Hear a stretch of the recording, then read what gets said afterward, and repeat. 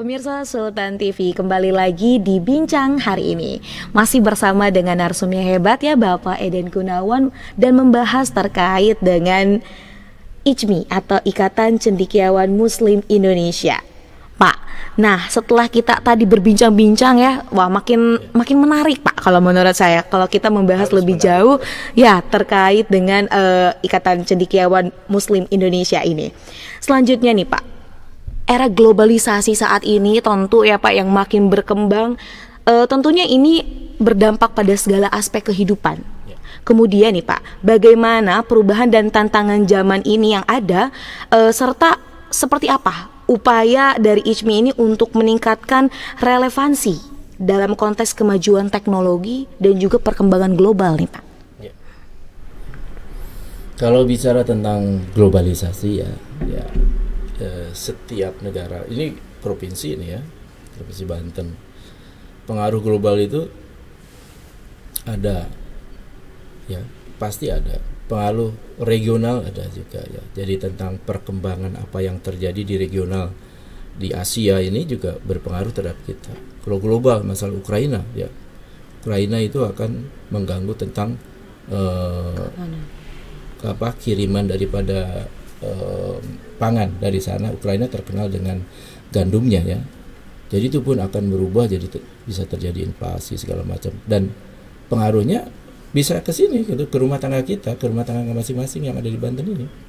Nah bagaimana, apakah Banten perlu ada food estate gitu ya?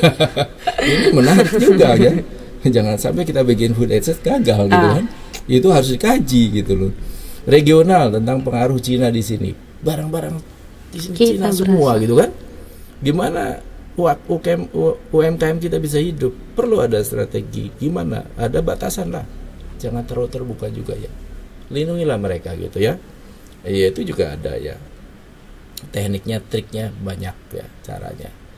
Itu pengaruh global, regional, nasional. Kondisi politik. Yang sedang sosbud ya. Ideologi politik sosial ini juga untuk Banten. Banten tuh spesifik gitu ya. Berbeda dengan Papua, berbeda dengan Sumatera Barat.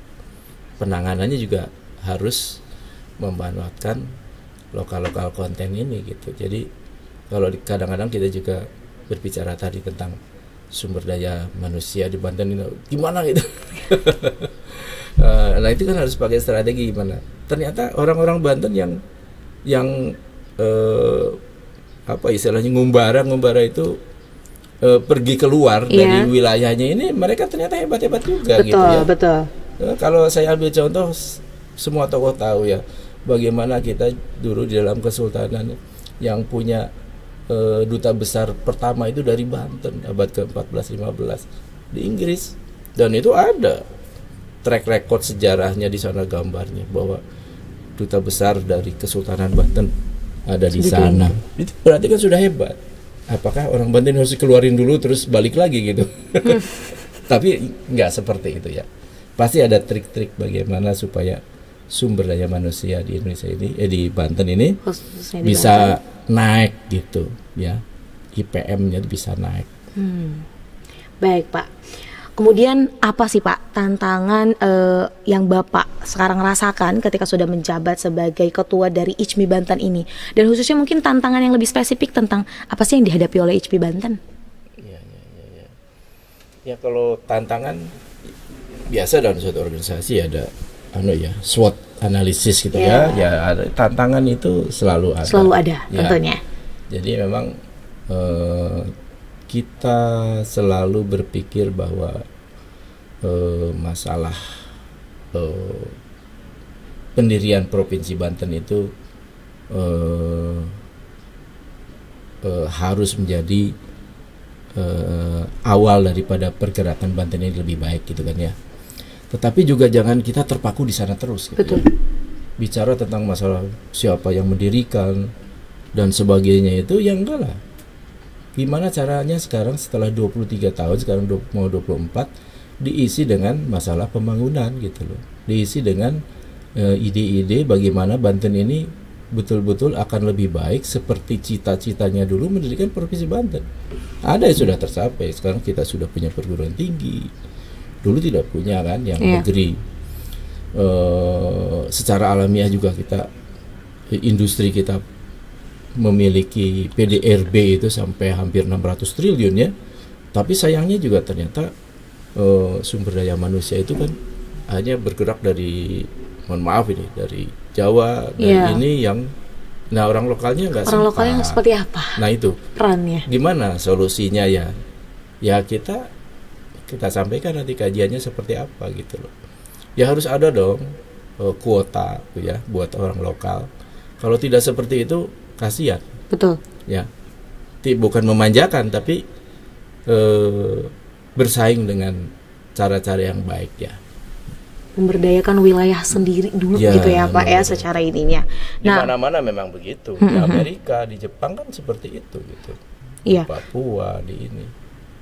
Baik Pak. Kemudian nih Pak, harapan Bapak sebagai Ketua ICMI Banten apa nih Pak? Boleh dong disampaikan kepada pemirsa Sultan TV.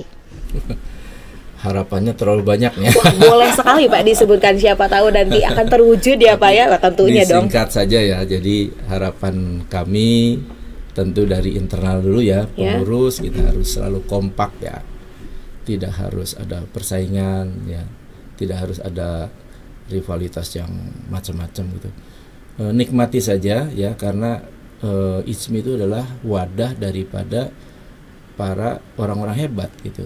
Nah, kalau orang-orang hebat ada di sini, tentu harusnya hasilnya juga hebat semua ya gitu ya. Orang nomor satu semualah gitu. Itu harapan kepada internal, selalu bekerja sama, mendahulukan bagaimana kepentingan masyarakat di atas kepentingan pribadi kita ya, dan juga organisasi. Yang untuk eksternalnya tentu kita harus berkolaborasi dengan, mohon maaf ini Pak Gubernur, Pak Forkopimda ya, dari Kapolda, ada Kajati. Mohon izin nanti kami berkolaborasi ya, juga dengan industri. Kita memiliki, katanya dulu ada 14.000 industri, ada lagi yang mengatakan 9.000 industri. Kalau pelaku usaha UMKM ada 420.000 di Banten. Nah ini datanya mana gitu ya? Nah itu yang perlu ditanyakan. Ya, kami butuh itu supaya juga bisa memberdayakan. Ketika kita punya pikiran-pikiran ingin memberdayakan, mana dia objeknya gitu ya? Bukan hanya bicara-bicara gitu, tapi kita implementasi. Bagaimana kita supaya